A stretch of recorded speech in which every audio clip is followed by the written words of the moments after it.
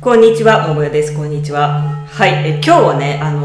タイトルにも出てると思うんですけど、本当の私っていう言葉がね、割と浸透してきたと思うんですけど、本当の存在、スピリットって私から見ると、左に回転しているのね。で、本当の自分じゃない自分に離れれば離れるほど、なんか人の回転っていうのがごちゃごちゃしていくんです。こんな感じでも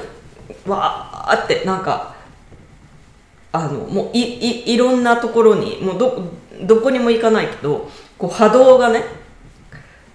わーってなっているんですよ。で本当はだからこの綺麗な左回りのスピリットの回転に乗れれば本当の自分に戻っていくんです。これがエネルギーワークの、簡単に言うと正体なんですけど、この回転に乗るために人は瞑想したりとか、私のエネルギーワークを受けに来てくれたりとかっていうことを、実はやってるわけですよね。で私ちょっとすごい考えるんだけど、なんで人が逆に言うとこんなぐちゃぐちゃになってスピリットの自然な回転に戻れないことになってしまったのかなっていうふうに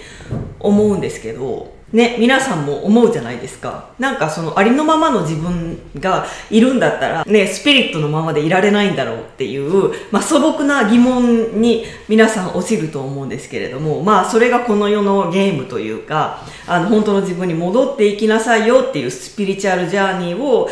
宇宙から与えてもらって、私たちはマトリックスの中にいるっていうことなんですよね。で今のでその本当の自分に戻る仕組みが分かったんだけど、じゃあそれを日常でやれる方法っていうのがたった一個だけ実はあって、これが本当に私たちから奪われつつあるというふうに思っていて、それがね、遊びなんですよ。なんか私もね、本当にもうずっといろんなセミナーやってきて、やっぱり本当の自分に戻るのってちょっと時々やっぱりすごい腹をくくって覚悟をしないといけない。今のまんまの自分だけでは本当の自分に戻れないっていうこともたくさんあるからっていうので、結構シリアスなセミナーとかももちろんやってきて、それは皆さんに必要だと思うんだけど、なんかこれからじゃあ次の10年私どういう活動をしようかなって思った時に、なんか今の皆さんにすごい大切なことって遊びだと思ってるのね。なんか難しいんだけど真剣に遊ばなきゃいけなくて、そうだからみんなが本当に羽を伸ばして遊べる空間をこれからたくさん作っていこうかなって思ってて、っていうのも本当に特に日本はなんか無駄なことをする時間をやめなさいっていう風な、そういう傾向がすごいあるような気がしていて、本当にそれぞれの家族とか皆さんの生活のあり方によると思うんですけれども、なんか私がイギリスに来て一番びっくりしたのが、こっちの国の人ってめちゃくちゃ旅行に行くんですよ。で、その旅行に行くのがメインで、そのために、辛い仕事とかも頑張るみたいな感じなんですけど、なんか私が日本にいた頃は、その仕事そのものがもう人生で、この仕事でどれだけ成果を上げられるかが自分のアイデンティティとかしているみたいな、なんか全体的な国の雰囲気ってあるような気がして、特にその海外旅行に行く人とかってもうなんか超セレブリティみたいな感じじゃないと行かないんじゃないっていう風な感覚があったんですけど、例えばイギリスとかだと本当にどんな人でもみんな夏休みは絶対に海外に行く。移民が多いっていうのももちろんあると思うんですけど、なんかね、無駄な時間を過ごすために生きているイギリスがあるならば、やっぱり日本はすごく勤勉で働き者で、そんな無駄なことをしている場合じゃないみたいな、その旅行は何かあなたの仕事の役に立つんですかみたいな、そういうノリっていうのかな。なんかそういうのも相まってなのか、私が子供の頃とかは塾に通わされてたんですけど、その塾の先生がここの塾に来るまでにただ電車に乗ってたやつ手挙げろみたいな感じで、そんなことしてるから漢字テストで5点しか取れないんだ、10点満点を取るためにはこの電車に乗っているたかが10分でも漢字を覚える。朝起きてぼんやりこうテレビを見てる時間があるんだったら、その時間に漢字を覚える、そういう隙間の時間に何か意味があることをしなさい、将来に役立つことをしなさいっていう風な教え込まれがあったので、大人になって漢字を覚えなくて良くなったにもかかわらず、なんか生き方がそのまんま有意義な時間に使おうみたいな感じなんですけど、私たちが本当の自分をたった一瞬でも感じられる、もう本当何も嫌なことを考えずに遊んでる時っ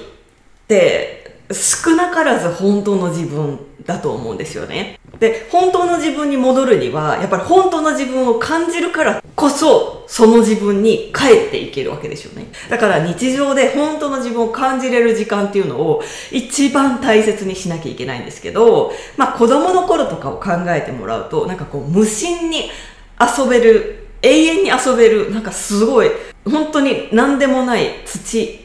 でこうお山を作ったりとか、皆さんも本当意味なくてなんだけど、なんか永遠にやれてたことって多分めちゃくちゃあると思うんですよね。永遠にこうキャッチボールをするとかもそうだろうし、なんか永遠に逆上がりの練習をするとかさ、なんかその永遠にできることって、例えばそれが、いや、お母さんにオリンピック選手になりなさいって言われたからやってるんですとかって言うんじゃなくて、なんか遊んでるから永遠にできることってあるじゃない？人によってはそれがもう永遠にこう塗り絵に色を塗るだとか、実は私すごく好きだったのが、おばあちゃんが書道の先生だったんだけど、書道をこう何枚も何枚も、なんていうのかな、ここはこうやって払うんですよって言われたら、なんかそれがこうできるまでに、これはでも遊んでるからやれることで、人にとってはそれが編み物だったりとか、パズル、永遠にパズルをするとか、なんか今よく考えるとそういう無駄だよ、だけどすごくなんかこう無心になれるよっていうような時間が皆さんの日常からなんか消えようとしてないか、もしくはもう消し去ってしまってないかっ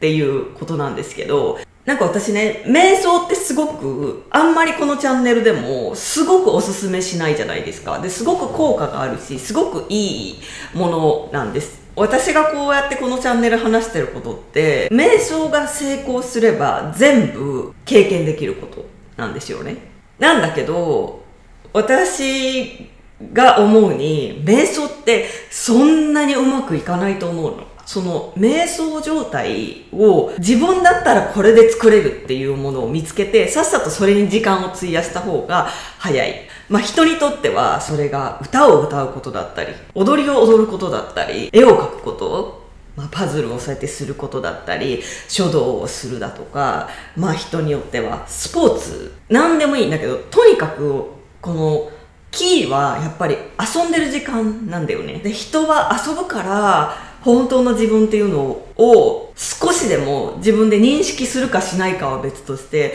感じるからこそ、次に新しいアイデアが浮かんできたりとか、なんかインスピレーションが湧いたり、体も心も元気だから、その見える世界も明るく見えたりして、明るい未来がこう自分の中から開けていくわけでしょうね。それで言うと、私のエネルギーワークなんかでも、やっぱり見てても、実はね、結構真剣に、このエネルギーワークをもう絶対持ち帰らなきゃとか、物にしなきゃとか、なんか元を取らなきゃみたいな風に考える人ほどうまくできなくて、なんかわかんないけど、もめさんにももう会えたし、なんかこの空間すごい楽しいし、なんか言われたことを何も考えずにやってみようみたいな人の方がめちゃくちゃうまいのね。だからそれを考えたとしても、やっぱり人って遊ぶっていうところに本当の自分に戻るっていうキーが隠されていると思います。なんで今日の動画で皆さんに言いたいのは、本当に、いやもうもめさんこのご時世何言ってんですかって言うかもしれないんだけど、もう今こそ遊ばなきゃいけない。なんかそうじゃないと、なんか本当の自分を、なんかこうもう取り戻せなくなるんじゃないかっていうぐらい、こう煮詰まっちゃって真剣になりすぎちゃって、なんかどんどんこう感覚として、もうほんと人間とかしていく。なんか人間としてはうまく生きられる。それなりに。かもしれないけど、そのジョイっていう部分を人から抜き取った、そういう人間が出来上がっているような感じがします。なんか本当の自分を感じるために無駄なことをして遊ぶ時間が大切ですよっていうお話です。はい、今日の動画が役に立ったと思う方はぜひビッグいいね、チャンネル登録もお願いします。また会いましょう。バイバイ。